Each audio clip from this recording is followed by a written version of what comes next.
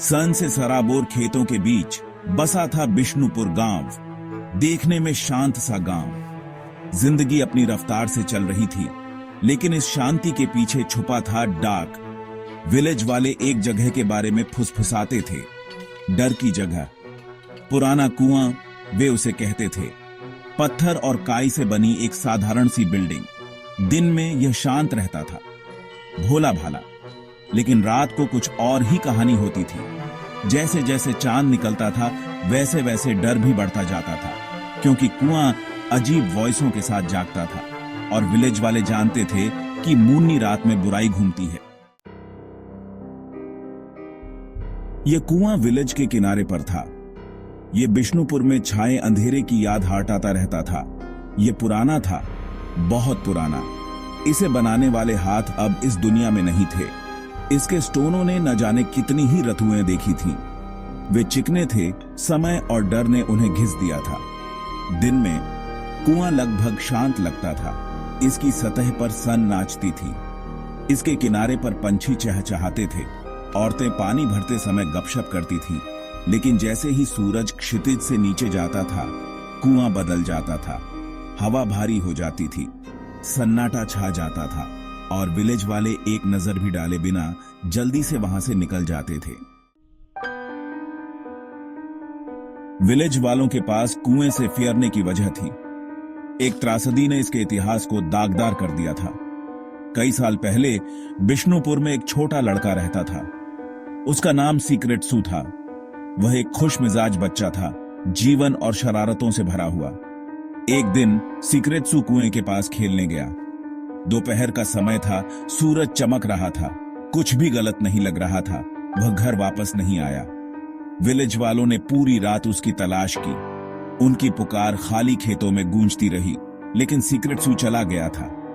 अगली सुबह उन्हें उसकी छोटी सी चप्पल मिली, कुएं के पास पड़ी हुई। उसका कोई और निशान नहीं मिला। विलेज वाले बहुत दुखी थे। उन्होंने अपने नन्हे सीक्रेट सू के जाने का शोक मानसाया और वे जानते थे कि कुएं ने उसे ले लिया है। जैसे जैसे साल बीतते गए, सीक्रेट सू की कहानी एक खौफनाक कहानी बन गई। विलेज के लोग अब भी उस रात को याद करते हैं जब सब कुछ बदल गया था। विलेज वाले कुएं के पास अजीबोगरीब घटनाओं के बारे में फुसफुसाते थे। वे कहते थे कि कुएं से अजीब वॉइसें आती हैं, जैसे कोई मदद के लिए पुकार रहा हो। वे रात में भयानक वॉइसों के बारे में बताते थे। हवा में अजीब सी सरसराहट होती थी, जैसे कोई अदृश्य शक्ति वहां मौजूद हो। हवा में कराहने की साउंड्स, जंजीरों की वॉइस। ऐसा लगता था जैसे कोई आत्मा अपनी बेड़ियों से छुटकारा पाने की कोशिश कर रही हो। और कभी कभी एक बच्चे की लाफ्टर। यह हंसी इतनी भयानक थी कि सुनने वाले की रूह कांप जाती थी। लेकिन किसी ने भी जांच करने की हिम्मत नहीं की। वे जानते थे कि कुएं के पास जाना खतरे से खाली नहीं है। उनके हाथों पर डर का साया मंफीरा रहा था। हर कोई जानता था कि कुएं के पास जाना मौत को बुलावा देना है। एक पूर्णिमा की रात कुछ जवान आदमी विलेज की आग के पास बैठे थे। वे बेचैन थे। उनके मन में डर और जिज्ञासा का मिश्रण था। रात अभी बाकी थी और कुएं की कहानियों ने उनके मन को डर और उत्तेजना के मिश्रण से भर दिया था। वे सोच रहे थे कि क्या वे उस रहस्य को सुलझा सकते हैं। उनमें से एक, मोहन, ने दूसरों को चुनौती दी। उसने कहा, हम कब तक फिरते रहेंगे? हमें सच का सामिंसा करना चाहिए। आज रात मेरे साथ कुएं पर कौन चलेगा? उसने पूछा। उसकी आवाज में एक अजीब सी दृढ़ता थी, लेकिन डर भी साफ झलक रहा था। उसकी आवाज थोड़ी कांप रही थी। उसके हाथ भी कांप रहे थे, लेकिन उसने अपने डर को छुपाने की कोशिश की। उसने बहादुर बनने की कोशिश की, लेकिन उसकी आंखों में डर साफ दिख रहा था। उसके फ्रेंड्सों ने उसकी आंखों में झांका और वे भी डर से कांप उठे। बाकी जवान आदमी घबराहट से एक दूसरे को देखते रहे। उनके चेहरों पर चिंता और डर साफ झलक रहा था। हर कोई जानता था कि यह रात आसान नहीं होने वाली थी। कोई बोलने की हिम्मत नहीं कर रहा था। सबके हाथों में एक ही सवाल था, क्या हम इस अंधेरे और सीक्रेटमयी रात का सामिंसा कर पाएंगे? अंत में राम, जो उस ग्रुप में सबसे बहादुर था, बोला, मैं चलूंगा। उसने कहा। उसकी आवाज में आत्मविश्वास था, लेकिन उसकी आंखों में भी डर की झलक थी। लेकिन हम सबको साथ चलना होगा। यह सुनकर बाकी लोग भी सहमत हो गए। एकता में ही उनकी शक्ति थी। एकता में शक्ति होती है। उन्होंने एक दूसरे का हाथ थाम लिया, मानो इस बंधन से उन्हें हिम्मत मिल रही हो। और इस तरह चारों दोस्त अपने साझे डर से प्रेरित होकर कुएं की ओर चल पड़े। उनके कदम धीमे लेकिन दृढ़ थे। अंधेरे को चीरने के लिए वे लालटेन लेकर चल रहे थे। लालटेन की रोशनी उनके रास्ते को रोशन कर रही थी, लेकिन उनके हाथों में अंधेरा अभी भी कायम था। लेकिन जैसे जैसे वे कुएं के पास पहुंचे, उनकी रोशनी कम होती गई। ये मानो किसी अनजानी शक्ति का संकेत था। जैसे ही वे कुएं के पास पहुंचे, हवा और ठंडी हो गई। ठंड ने उनके शरीर को कंपा दिया, लेकिन वे रुके नहीं। सन्नाटा था। बस झींगुरों की वॉइसें और उनके हाथों की धड़कनें सुनाई दे रही थीं। हर आवाज उन्हें और भी बेचैन कर रही थी। उन्होंने अपनी लालटेन जमीन पर रख दी। उनकी टिमटिमाती लपटों ने नाचते हुए साए बना दिए। यह दृश्य और भी फिरावना हो गया। रात में कुआं अलग दिखता था और भी डेंजरस, मानो वह किसी भयानक रहस्य को छुपा रहा हो, मानो वह अपनी सांस रोककर उनका इंतजार कर रहा हो।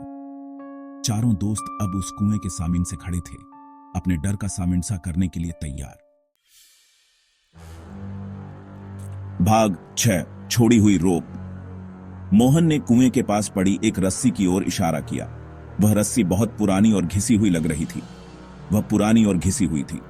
ऐसा लग रहा था जैसे वह कई ईयर्सों से वहीं पड़ी हो। उसका एक सिरा कुएं की गहरी और अंधेरी खाई में गायब हो गया। यह दृश्य बहुत ही फिरावना था।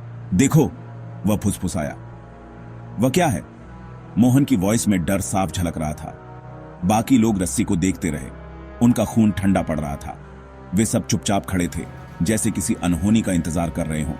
ऐसा लग रहा था कि इसका इस्तेमाल हाल ही में किया गया था, लेकिन किसने और क्यों? लेकिन रात के समय कुएं के पास कौन जाएगा? यह सवाल सबके मन में गूंज रहा था। राम का दिल जोरों से धड़क रहा था। उसने हाथ बढ़ाया और रस्सी को छुआ। उसकी उंगलियां कांप रही थीं। वह गीली और ठंडी थी।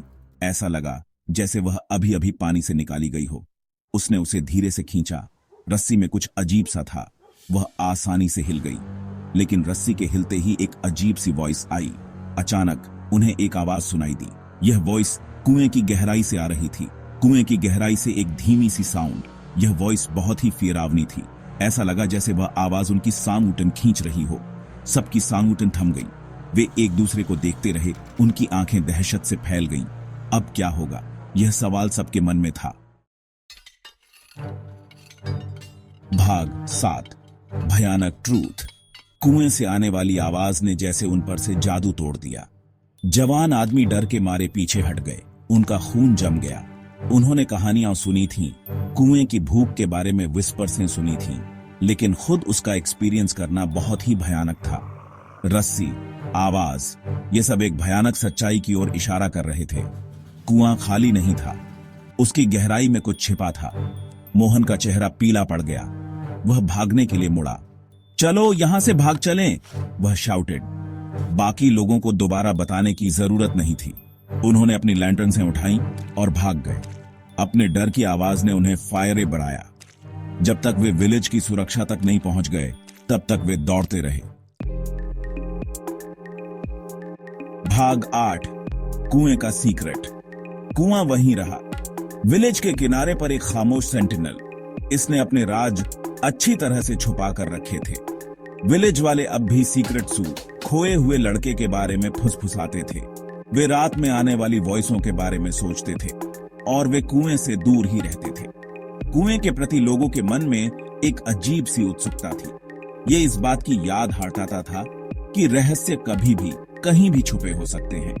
इस बात की याद हटाता था कि कुछ चीजों को यूं ही छेड़ना नहीं चाहिए। सीक्रेट सू के साथ सच में क्या हुआ था? कुएं की गहराई में क्या छिपा था? ये सवाल अनुत्तरित ही रहे, हवा की फुसफुसाहट में खो गए। भाग 9, डरशेर। बिष्णुपुर के प्रेतवाधित कुएं की कहानी सिर्फ एक कहानी नहीं है। यह इस बात की याद हटाती है कि डर सबसे अनपेक्षित जगहों पर भी छुपा हो सकता है। अगर इस कहानी ने आपको फेरा दिया है, तो कल्पना कीजिए कि इसे कैंप फायर के आसपास मुन्नी रात में सुनाया जाए। इस कहानी को अपने फ्रेंड्सों के साथ शेयर करें। अगर आपकी हिम्मत है, इस डर को फैलने दें। लेकिन खबरदार, आज रात आप अकेले नहीं रहना चाहेंगे।